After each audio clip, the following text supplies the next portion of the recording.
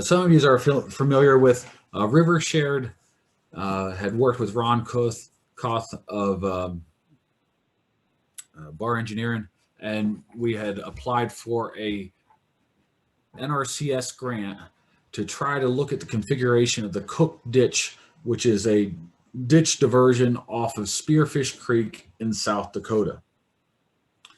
The partners of this diversion ditch want to relocate an instream diversion headgate to Cook Ditch. This is right across the Wyoming line in South Dakota, about an hour from Gillette. They're looking for reduced annual maintenance requirements. Right now, they're putting Jersey barriers in the river and having to do a lot of clean out of trash and debris. And they want to reduce the potential for sediment discharge from annual maintenance and ongoing stream bank erosion disturbance. So in other words, as they take out these blocks and put them back in and get in the river every year to do these push-up dams, they have a lot of sediment going downstream. They want to improve the diversion volume measurements. So they want to be able to open and close a head gate with more reliability and know that you have the right volume on it, with the idea of trying to keep some water in this channel and not diverting too much water downstream. Right now, the head gate on this location is busted. They want to optimize the location of diversion in conjunction with stream process so that the stream processes of aggradation do not discourage and fill in the head gate. And then they want to develop options for reduction of entrainment, or basically catching fish and sending them down the ditch, and then having the fish die in the ditch line after the irrigation water is used and the fish is just left in the ditch. So Spearfish Creek, this is Interstate 90 in Spearfish, South Dakota. The orange line is the location of the historic Spearfish Creek. And you can see it's a pretty high belt width, high sinuosity channel. In cases, other places are fairly straight. The Cook Ditch is downstream of Interstate 90, and you have a current diversion and a current ditch line where they're pulling water off of. Upstream of Spearfish Creek of this project is Interstate 90, which had a big impact on this project. Interstate 90 had some flood issues as well as flood conveyance issues, so they built an artificial channel there, flood channel diversion. Upstream of the flood channel diversion is Spearfish Creek, the town of Spearfish. And there's, of course, concerns in there about flooding related to ice, is also related to runoff, and then just standard urban type issues. There's a historic, there's a USGS gauge that's upstream of the city of Spearfish. Then there's a National Fish and Wildlife fish hatchery, a historic hatchery that's up there. And then you have a powerhouse and you have a series of dams. So this is a regulated section of Spearfish Creek that's downstream of dams, a major fish hatchery, and a city of Spearfish. With that, there's a whole bunch of different diversions that are downstream of Spearfish where people want to get irrigated water to be able to use it for agriculture. Upstream of Spearfish is mountains, and it's mountainous areas. Not a whole lot of places for diversions, but downstream there are a lot of diversions. So the diversions, of course, affect the amount of flow in the creek, as well as the maintenance of the diversions will affect the amount of sediment available for the creek. Upstream of Spearfish, the banks are very stable. We have a B-type system with coarse substrate. We have a very low sediment supply upstream of Spearfish. Through the city of Spearfish, most of it's been armored or channelized in the past. We have a fairly low sediment supply. And then by the time we get down to the interstate, we're picking up a little bit more sediment supply, but overall it's a moderate to low sediment supply system.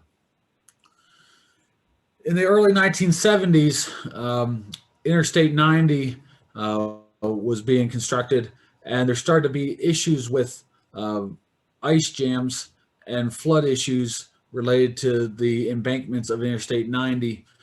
So they decided to build and reroute Spearfish Creek as a straight channelized ditch under Interstate 90.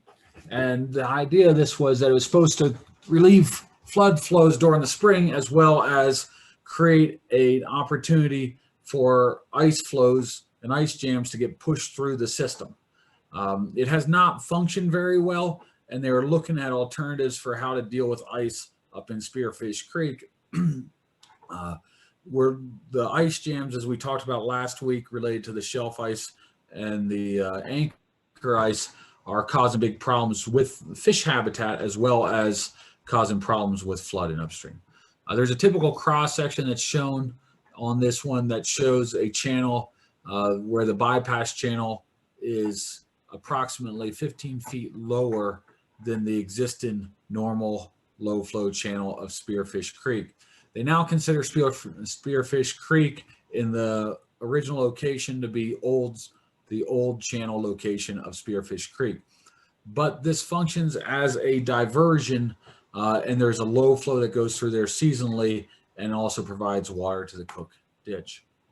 This is the control structure where they put boards in the channel and they will raise the grade, and then you will open up these gates, and then you can reduce the stage through here at different times of year. So this is a control structure upstream of Interstate 90 that is meant to help alleviate flooding issues in Spearfish.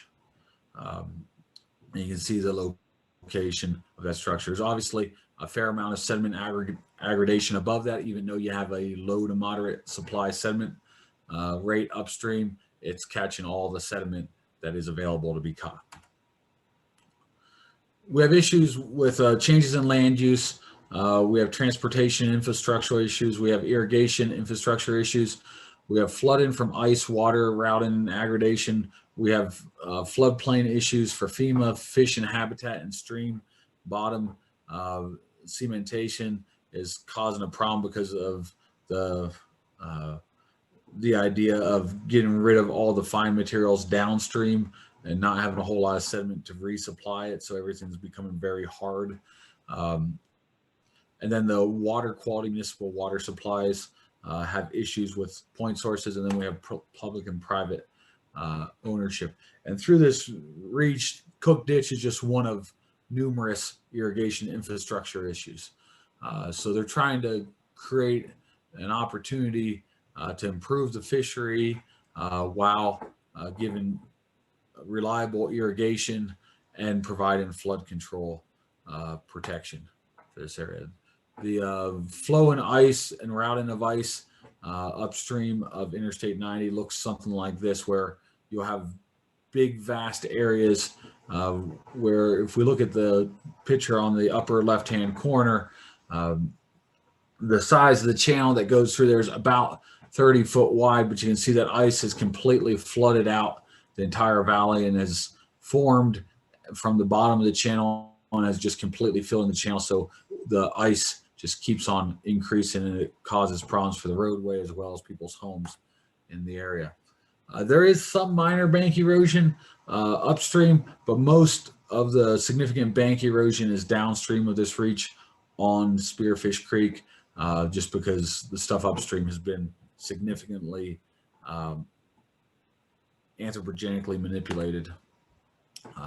We have issues with width to depth ratios and aggregation and degradation related to width to depth ratios upstream. So today we have numerous stakeholders: the city of Spearfish, Spearfish irrigation ditches, and then South Dakota Department of Transportation, South Dakota Department of Game and Fish, U.S. Fish and Wildlife Service, NRCS, and then some of the landowners. You know, our goal is to create, improve irrigation efficiency, reduce stream bank erosion, increase the length of the active stream channel, improve connectivity, improve fish and riparian habitat. Spearfish Creek downstream of Cook Ditch has been identified as one of the most sensitive reaches on Spearfish Creek because of the flood channel diversion, because low flow water periods and a high irrigation season means that there's not much water that will go down the old Spearfish Creek channel to for fish to live in. So having a better water control device is going to be really important to allow the irrigators to get the water that they need, but not take too much. Ken Lai and Greg Tyak and Andrea and I went out and surveyed this a couple weeks ago, about a month ago, I guess. And this is a longitudinal profile at the point of diversion. What we're looking to do is move the point of diversion upstream about 260 feet, possibly move it up another foot in elevation, as much as a foot, maybe a little bit more, and then be able to reconnect the channel downstream. With doing that, we need to make a little bit of space. So it was important for us to figure out what channel dimension we need to be designed to. And we saw for bankful high and bankful low indicators on the reach were between 67 to 88 square foot cross-sectional area. So we're at 172 square miles. So the people back east on the line, you can say, wow, that's a really small channel for 172 square miles. But Spearfish has 21 inches of rainfall a year.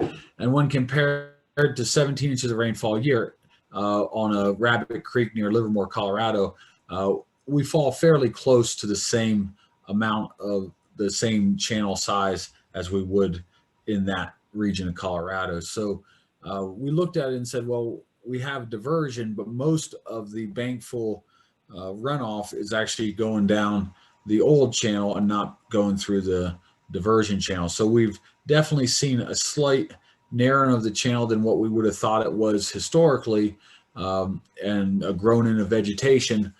But right now this reach is acting kind of like a spring-fed system. We look at it and say, well, we're going to need some deeper pools. And if there's a possibility to encourage shelf ice instead of anchor ice through flow management, that would be beneficial. But at a very minimum, we're going to need some deep pools for fish to hang out in during the winter if we aren't able to regulate flows. So right now where we're at is we have a preferred alternative where we're connecting to Cook Ditch by creating a 400-foot ditch extension upstream, and that will move 260 feet upstream from where the ditch currently is at, and we'll raise the head by 1 foot at a minimum. We might go a little bit higher, and create a new headgate with a fish screen on it, so we can keep fish from being entrained in the reach. And then we'll go downstream. We'll have a minor realignment of 500 feet. The only reason for this minor realignment in this channel is because we need to make room for the Cook Ditch. There's a terrace we're working up against, so we didn't want to have to realign more length of the Cook Ditch for the landowners' concerns. So we ended up having more room on the right bank, so we're realigning the old location of Spearfish Creek. And then we'd like to work towards flow control upstream to encourage shelf ice. So we think a lot of these issues would go away if they manage the reservoir better on the upstream end. So if they're able to build up shelf ice and then push water underneath it, and we don't have big changes in width to depth ratios through Spearfish Creek, through the city of Spearfish, then we should be able to keep water flowing more efficiently through the developed areas. And then we're also looking from a habitat standpoint, we're looking for some side channel habitat. So that's kind of our thoughts on Spearfish Creek. Like I said, today it's less about telling you what worked or what didn't work than just, hey, this is kind of our thoughts that we're thinking about right now. And with that, I'll just open it up to thoughts, comments, or suggestions.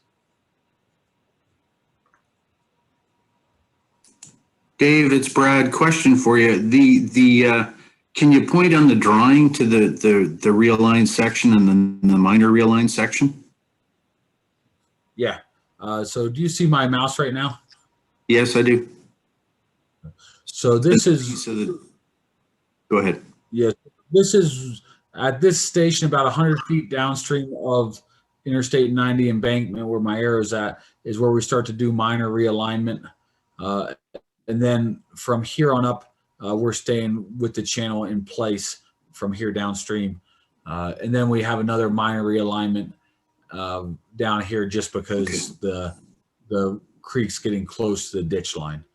So it's easier for us to stabilize the creek in that location because of sediment supplies than move the ditch and just try to armor and stabilize it in place.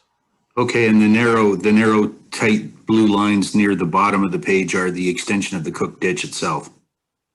That's correct. Yep, that's the extension of the Cook ditch itself, and we're trying to follow the flow path of Old Spearfish Creek for as much of it as we can, and then we'll realign it just to take it through an area that's a little bit more stable before we get into the ditch.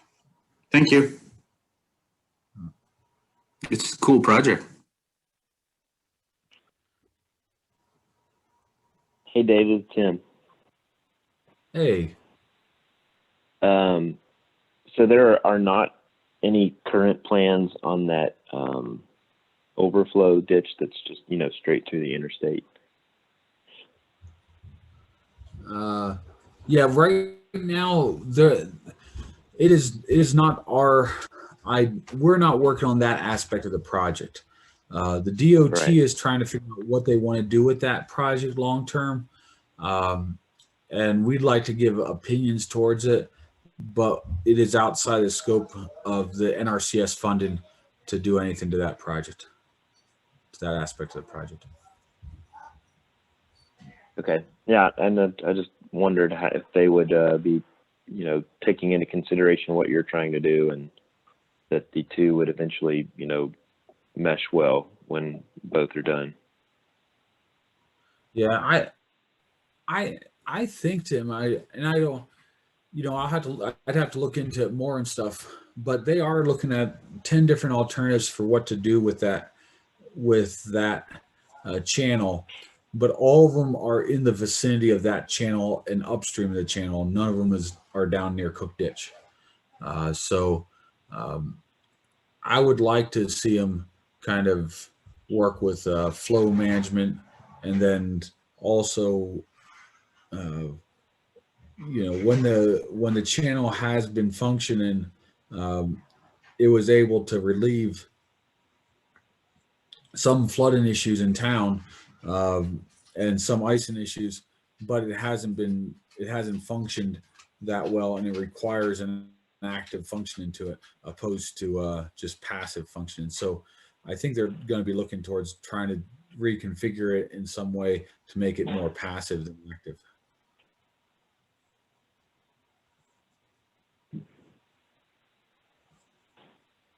Does the Cook ditch have water rights that the DOT would not be able to mess with when they do fix it? Yeah, they do. The water rights in the Cook ditch are fairly senior, and the DOT would not be allowed to not let water get to the Cook ditch. Okay. And the DOT, if they wanted to, for some reason, not send water through Old Spearfish Creek channel, they could potentially propose something and then create a point of diversion farther up on Cook Ditch. But most likely what that would look like is they would probably just still send water for Cook Ditch down Old Spearfish Creek channel. The habitat in Old Spearfish Creek channel is so much better than the channelized habitat in the flood control channel, which is now considered Spearfish Creek.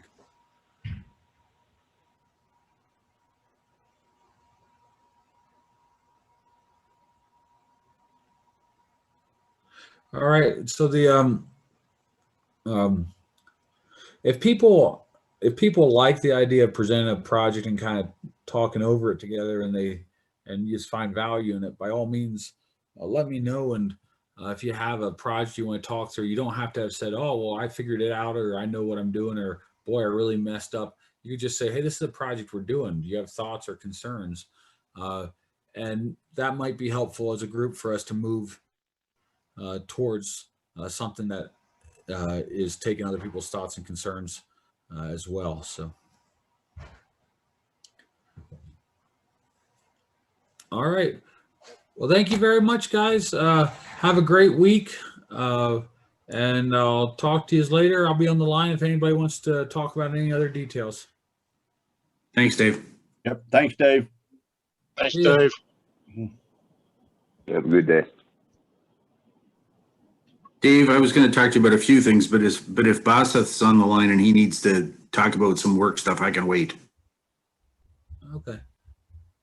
Yeah, Dave, I just wanted to talk to you about Strantia. Yep. Should I like continue doing the sediment fence or? Yeah, I think continue doing the sediment fans unless Alex tells you differently. I Okay. copied him on, and you might as well keep working on that. So, Okay. All right. Thanks. all right, very good. Have a good day. You too.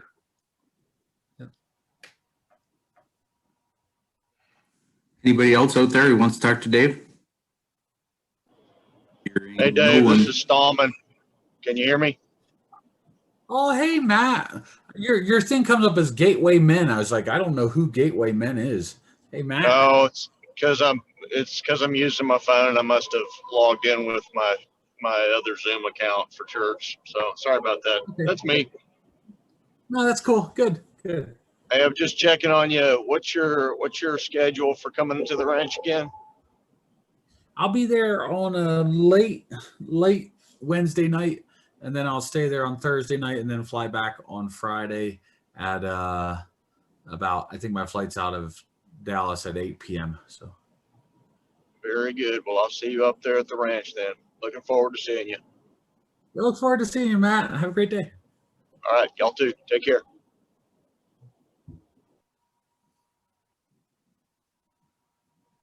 Anybody else? Or is it just me and you, Dave? Ken's still on the line, but I don't know. He's turned on mute, so I don't know if he just might have not hung up yet. So Ken, is there anything you want in particular? Speak now.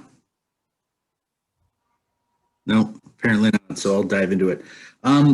Dave, I thank you. You got back to me on my question about you're comfortable you're going to deliver the product for Cook Ditch. I wanted to talk to you about some of the administrative items related to it. okay. Our reading. Well, first off, in terms of the budget, you talked about. I don't have the absolute numbers, but it was basically $22,000 from NRCS, and it was like a grant of $7,000 to $9,000, I think, from other sources. So, is the grant of $7,000 to $9,000 from other sources donated time? Kind of, and not completely. Let me pull it up here but mostly it's donated time. Okay. So let's see. Here's the. Okay. So, wrong screen. All right. So here's the grant. We called for. Yeah, you got to switch screens, Dave. Oh, I do. You got to. Okay, good. You got to share the other screen. You got too many screens on your desk. There you go. Oh, hi, Dave. Hi. I know that bed. I've slept in that bed on the wall. It's the Brad Murphy bed. That's right. That's right. Can you see my screen now? Yes. So it's okay. It's in-kind match from River Shared, Cook Ditch Company, and Dakota Trout. So okay. So you're getting those. When do we get those, Dave? Do we know the money from Cook Ditch and Dakota Trout? I don't know. Yeah, I'm not sure when we end up getting the money from them. It says it's a cash match opposed to an in-kind match. Right. So at some point, I would think that we'll get the MCDA turned in this week and a 30% design turned in this week. Okay. And then at that point, we'll circulate it. And after they have comments, we'll probably just say, hey, can you pay for, Okay. can you pay your $1,000? Can you pay your $3,000 from that? So. Okay, so there's a couple of questions. The way we read the grant, and if I misunderstand, then you can set me straight. But basically, Geenan's looked at it, I've looked at it. It looks like in order to get the money from the government, either whether we get in advance or do it after the fact, we have to show receipts for having spent the whatever, the 9,000. So it's 22,500, right? After you take the 9,000 in grant out. Yeah, I think that's what it is. Yeah, so it's 33,500 minus 9,000 is 20. Oh no, it's 24,500. 24.5, I think. Yeah, right. Okay, Yeah, so the question is do we have I mean, I've asked to try and get sorted out what's going on with receipts and stuff. And basically, Andrea's put, I mean, we're gonna have to show receipts for 24,500. So that means that the River Shared has to write checks for $24,500. Now, we don't have the money, and that's okay, but we can write, River Shared and Geenan's happy to write checks. And then we'll just tell the people to hold it until we get the grant money from the government, and then we can pay the people. And then if they want to make a donation back, they can. But are we going to have $24,500 in receipts, either invoices from you? I mean, I've got some money from the Tayaks, although apparently you paid the hotels and meals for them. Ken Lai also worked on it. Luis also worked on it. So we're going to need to get invoices from those people. Yep. Yeah, and we can put together an invoice for us. We're going to bill for Ken Lai and for Luis through us. Okay. So we can do that. What was the Tayaks invoice for? Just let me check here. I think it was about $6,000, but I don't know for sure.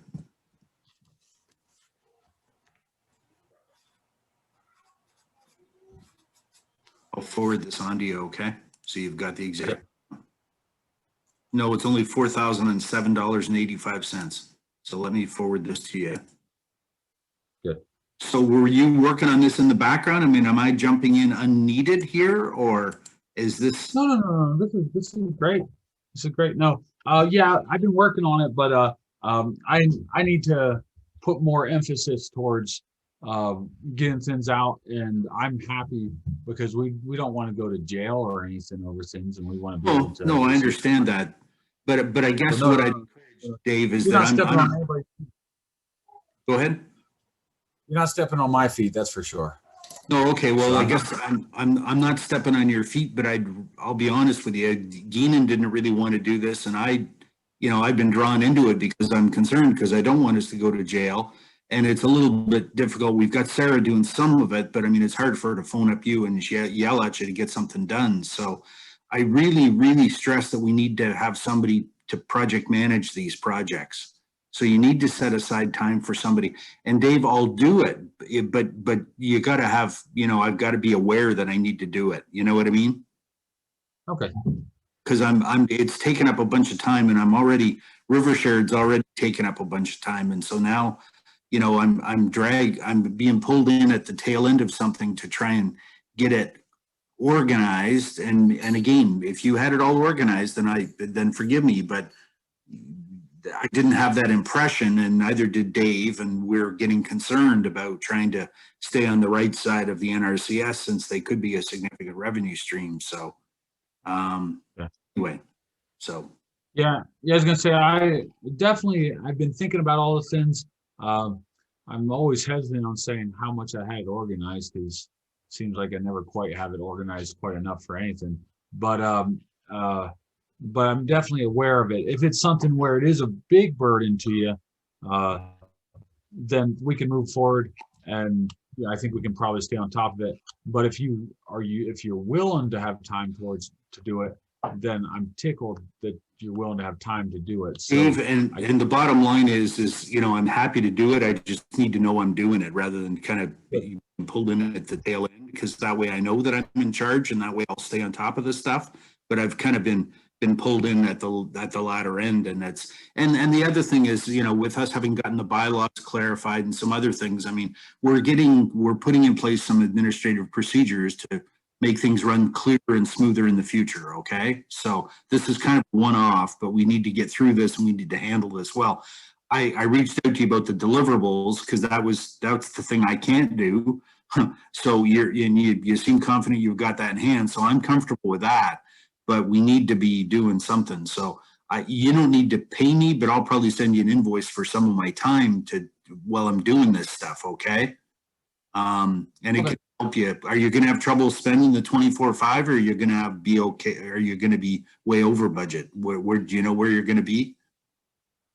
Oh, no, we'll probably spend the 24.5. It's probably not a big deal. Okay, well, that's fine. I just didn't know whether you were going to be able to generate enough, whether there was enough time charged to spend the money.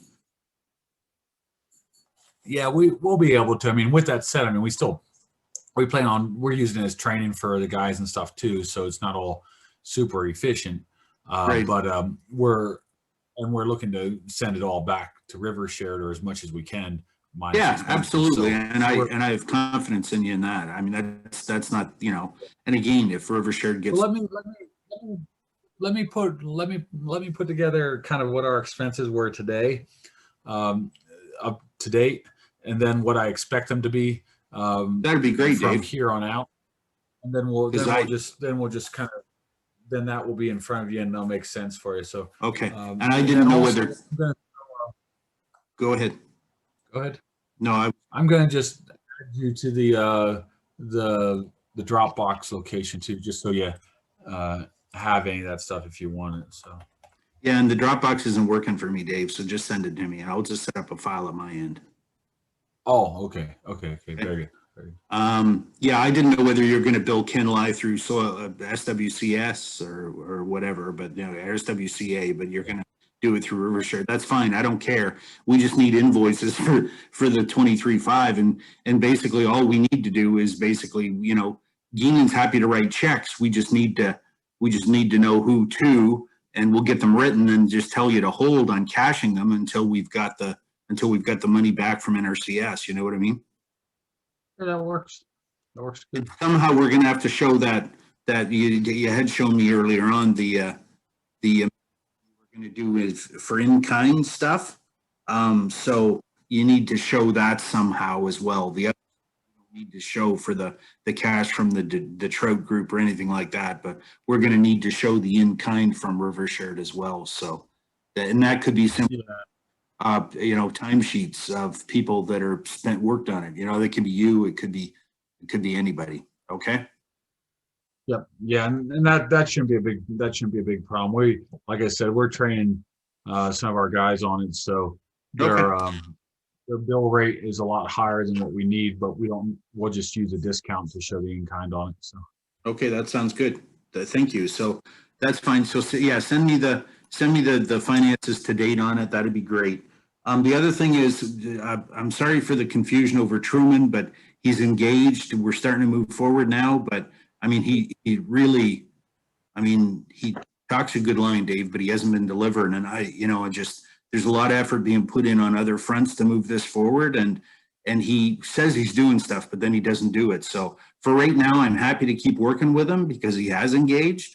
But you know, it's just, if he can't, I mean, if he's unable to do it, then that's fine. But right now he keeps saying he is able, but nothing really much is transpiring. So anyways. Yeah, I'm gonna stop by and talk to him on Wednesday night, and you know, and that's my thought too. If it's not moving forward, then by all means, we don't need to stick around there. But with that said, Paula was really excited about being able to help out.